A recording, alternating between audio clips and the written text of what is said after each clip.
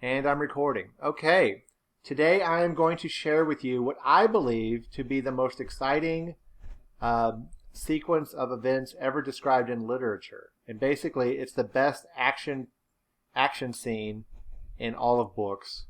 I know in movies there's lots of really good action scenes, but I'm talking about books. It's really hard to describe a good action sequence in a book.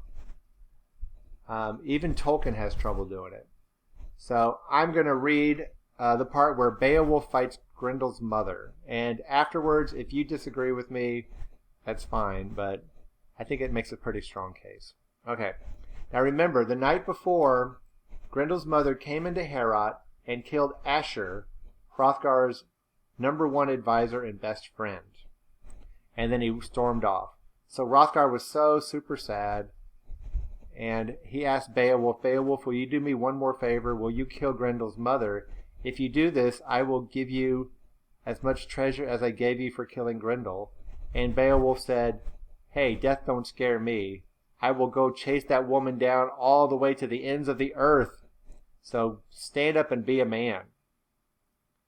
So with that, Hrothgar, the old lord, sprung to his feet and praised God for Beowulf's pledge. Then a bit and a halter were brought for his horse, with the plaited mane. The wise king mounted the royal saddle and rode out in style with a force of shield-bearers. The forest paths were marked all over with the monster's tracks, her trail on the ground wherever she had gone, across the dark moors, dragging away the body of that thane, Hrothgar's best counselor and overseer of the country. So the noble prince proceeded undismayed, up fells and screes, along narrow footpaths, and ways where they were forced into single file, ledges on cliffs above lairs of water monsters. He went in front with a few men, good judges of the lie of the land, and suddenly discovered the dismal wood, mountain trees growing at an angle, above gray stones. The bloodshot water surged underneath. It was a sore blow to all the Danes, friends of the Shieldings, a hurt to each and every one of that noble company when they came upon Asher's head at the foot of the cliff. Wow, that's cold-blooded. So Grendel's mother left Asher's head as a warning to anybody who might think about coming after her. All right. Another thing I want to talk about is, all right, it seems like they traveled farther. Like, remember, after Beowulf ripped Grendel's arm off, they followed the bloody trail to a lake that he jumped into. But like now that they're going to find Grendel's mother, I guess it's either a different lake, because it seems harder to get to, or they're just trying to build up drama. Because they have to walk in single file, and they have to go over water that has monsters in it. And it seems more dangerous to get to Grendel's mother's lair than it was to find where Grendel died. All right. Also, another clue that she lives in a spaceship is look at the angle of the trees. Okay, what happens when a meteor hits the Earth? It creates a giant crater, and the trees outside the blast radius are usually angled away from where the meteor hit, right? Well, here we have trees at an angle. Remember, earlier it was described that they were uprooted. Now we see that they are at an angle. So my idea is that the spaceship, ran into the Earth or crashed into the Earth, created a huge crater. The crater filled with water, but the trees are still blasted out at an angle. All right. Also, the water is still surging with radioactivity. It burns at night. It's bubbling and spewing and spurting. And there's mutated animals living in it, which we'll get to in just a moment. Everybody gazed at the hot gore, kept wallowing up, and an urgent war horn repeated its notes. Burp. The whole party sat down to watch. The water was infested with all kinds of reptiles. There were writhing sea dragons and monsters slouching on slopes by the cliff. Serpents and wild things such as those that often surface at dawn, to roam the sail road and doom the voyage. Down they plunged, lashing in anger at the loud call of the battle bugle. "Doctor!" An arrow from the bow of the Geat chief got one of them as he surged to the surface. The seasoned shaft stuck deep in his flank, and his freedom in the water got less and less. It was his last swim. He was swiftly overwhelmed in the shallows, prodded by barbed boar spears, cornered, beaten, pulled up on the bank, a strange lake birth, a loathsome catch men gazed at in awe. So Beowulf used this is, I guess, how the Vikings used to go fishing. So this is our first example in Anglo-Saxon literature of a fishing expedition. They caught a fish, but it was more like a giant, weird-looking snake. And then they beat it to death. Vikings are fun. Okay. They even make fishing more fun. Beowulf got ready, donned his war gear, indifferent to death. His mighty hand-forged, fine-webbed mail would soon meet with the menace under water. It would keep the bone cage of his body safe. No enemy's clasp could crush him in it. No vicious armlock choke his life out. To guard his head he had a glittering helmet that was due to be muddied on the mere bottom and blurred in the upswirl. It was of beaten gold, princely headgear hooped and hasped by a weaponsmith who had worked wonders in days gone by and adorned it with boar shapes. Since then it had resisted every sword, and another item lent by Unferth at that moment was of no small importance. The Brehon handed him a hilted weapon, a rare and ancient sword named Hrunting. The iron blade with its ill-boding patterns had been tempered in blood. It had never failed the hand of anyone who had hefted it in battle, anyone who had fought and faced the worst in the gap of danger. This was not the first time it had been called to perform heroic feats. So here we have a named sword. This one's called Hrunting. It used to belong to Unferth's family, and it passed down to him. And it's considered a very good weapon because no one who's ever held it has ever lost in combat. So you guys have done research on Viking swords. Y'all know what's up. All right. When he lent that blade to the better swordsman, Unferth, the strong-built son of Eglaf, could hardly have remembered the ranting speech that he had made when he was in his cups. That means when he was drinking. He was not man enough to face the turmoil of a fight under water and the risk to his life. So there he lost fame and repute. It was different for the other, rigged out in his gear, ready to do battle. Beowulf, son of Ecgtheow, spoke. Wisest of kings, now that I have come to the point of action, I ask you to recall what we said earlier, that you, son of Halfdane, and gold friend to retainers, that you, if I should fail and suffer death while serving your cause, would act like a father to me afterwards.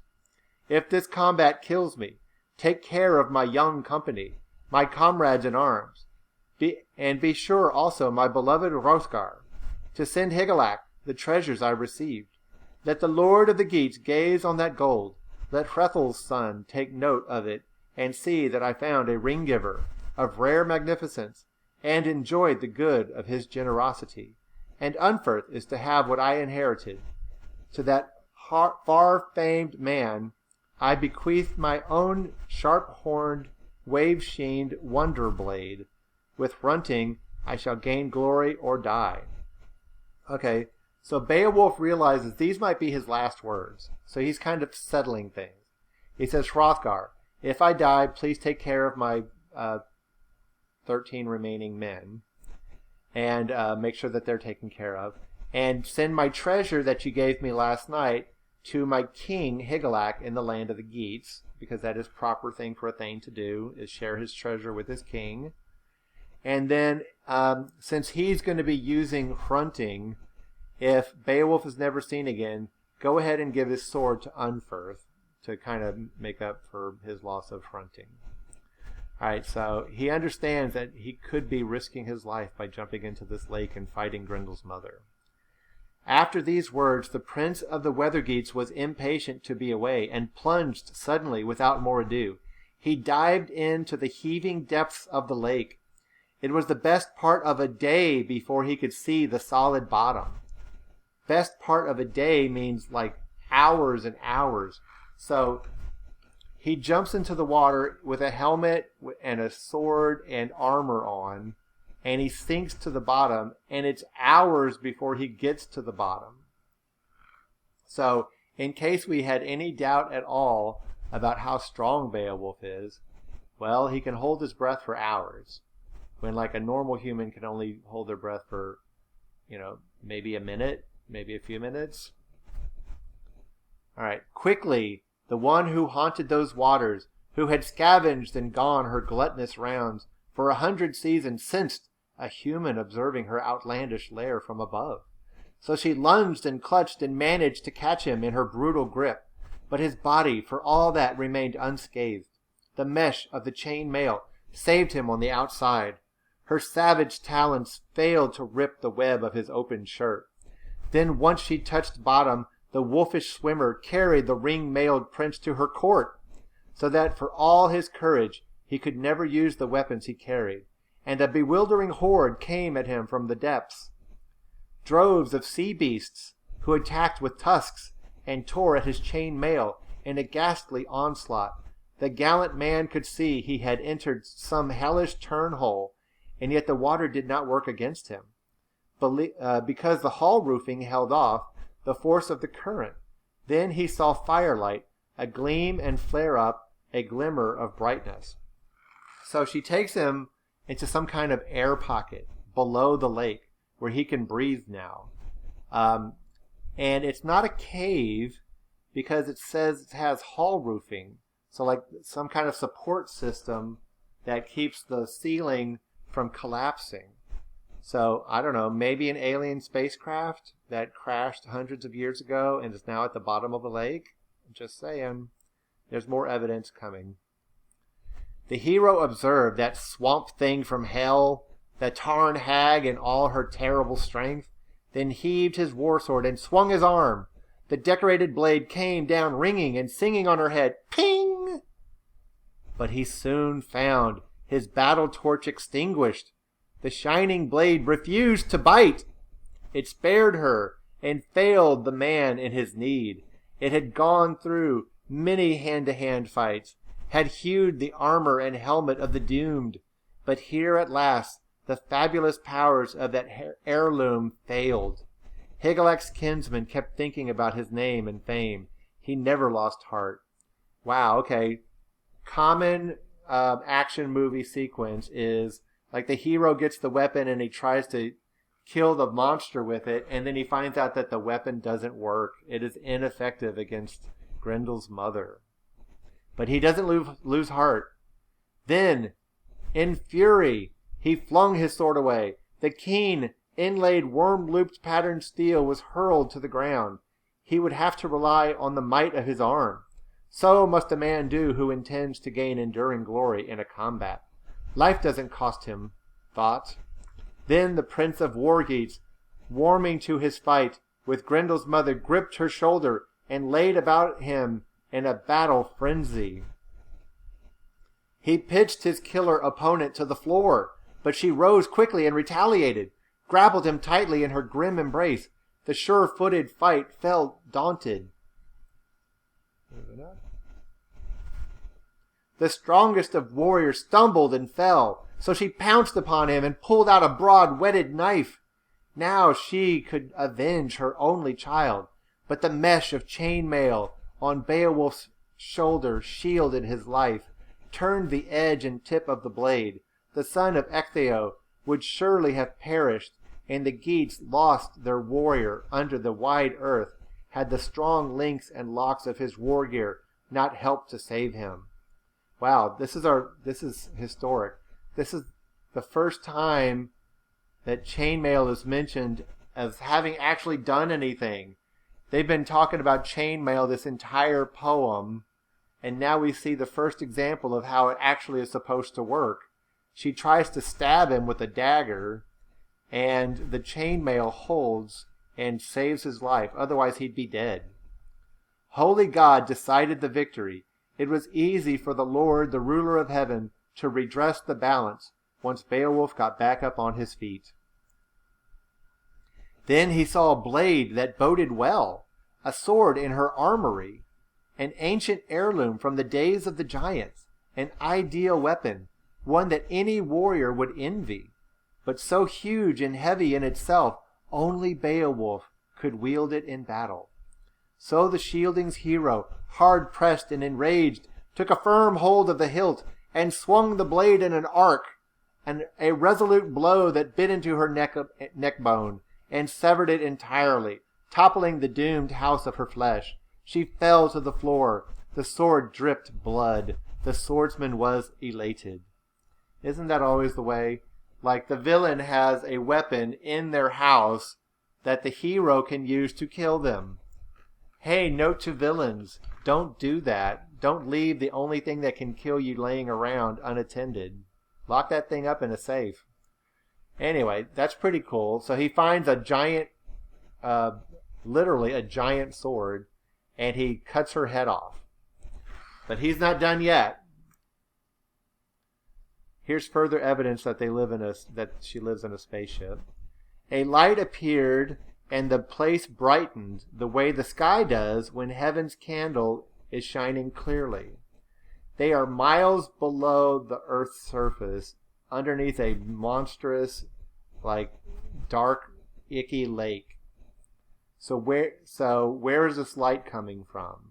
It can't be from a fire, because Beowulf understands what fire is. It's some kind of other light system. Maybe an electric light, maybe the kind you might find inside a spaceship. Just saying. He inspected the vault, not cave, with sword held high, its hilt raised to guard and threaten. Higelac's Thane scouted by the wall in Grendel's wake. Now the weapon was to prove its worth. The warrior determined to take revenge for every gross act Grendel had committed, and not only for that one occasion when he had come to slaughter the sleeping troops. 15 of Hrothgar's house guards, surprised on their benches and ruthlessly devoured, and as many again carried away. A brutal plunderer. Beowulf in his fury now settled that score. He saw the monster in his resting place, war-weary and wrecked, a lifeless corpse, a casualty of the battle in Heorot. The body gaped at the stroke dealt to it after death. Beowulf cut the corpse's head off. Okay, so a lot of stuff going on down at the bottom of the lake. Now we cut to what's going on at the top of the lake. Immediately, the counselors, keeping a lookout with Hrothgar, watching the lake water, saw a heave up and a surge of waves and blood in the backwash.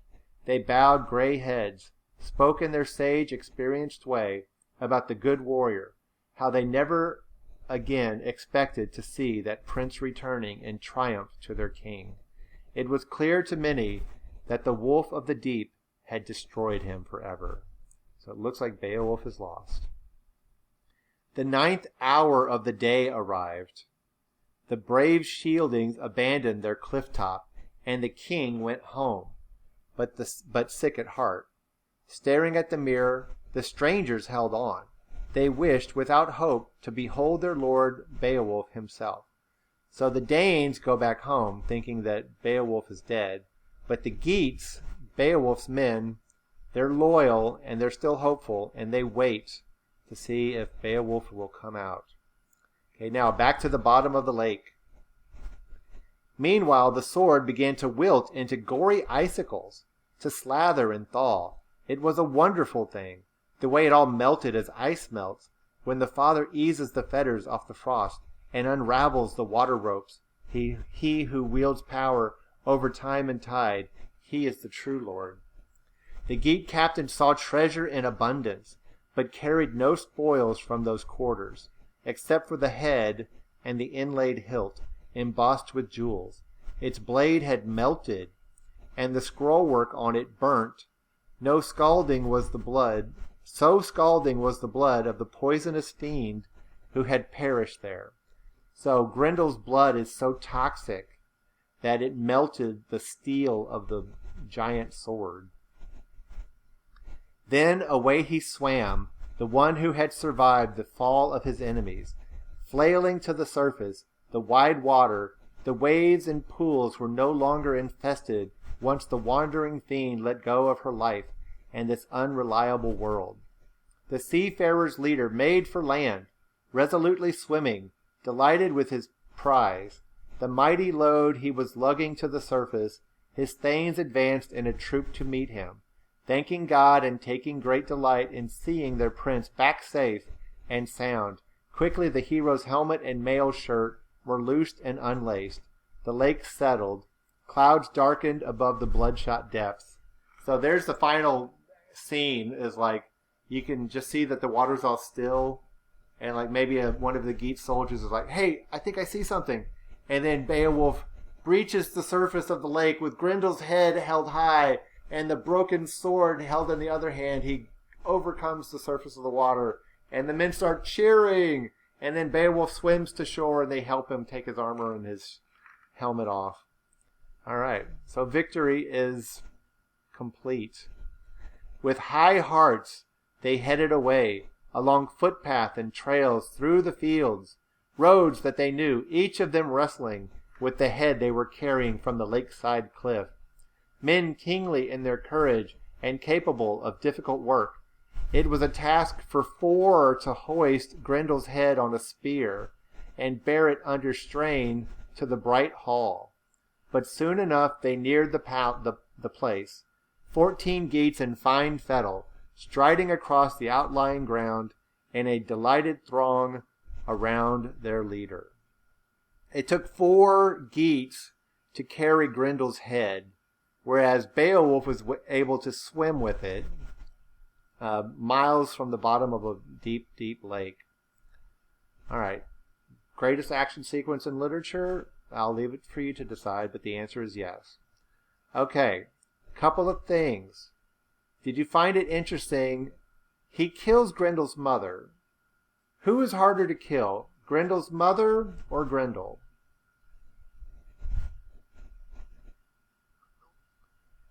You think so? Like, okay, to kill Grendel. Well, I mean, you can decide for yourself. I mean, you can make an argument either way. With Grendel, it seems all he had to do was hold on to his arm, and eventually he would just rip it off himself and bleed to death. But with Grendel's mother, he had to swim to the bottom of the lake. She tore at him and like pushed him around and threw her inside her chamber, and she stabbed at him and almost killed him if he hadn't been wearing armor. And he couldn't get any advantage over her. He had to use a magical sword that she had in her special room to kill her. And when he does kill her, does he think, oh, you know what? Her head would be a really good trophy. No, he ignores her and goes looking for Grendel. That seems like such an insult to women all over the world. It's like, what, a woman's head isn't as good a trophy as a man's head? And I know they're monsters and all. Maybe because Grendel's head was bigger, I don't know. Or maybe because Grendel had been torturing Hrothgar for 12 years. But in my opinion, her trophy is just as good as Grendel's trophy. If anything, I think killing her was more impressive than killing Grendel. So I think it's kind of misogynistic for Beowulf to just ignore her, especially if she's Lilith.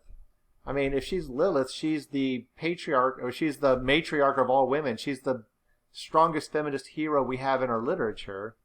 And Beowulf just kills her and dismisses her. So he kind of symbolically kills feminism when he kills Grendel's mother.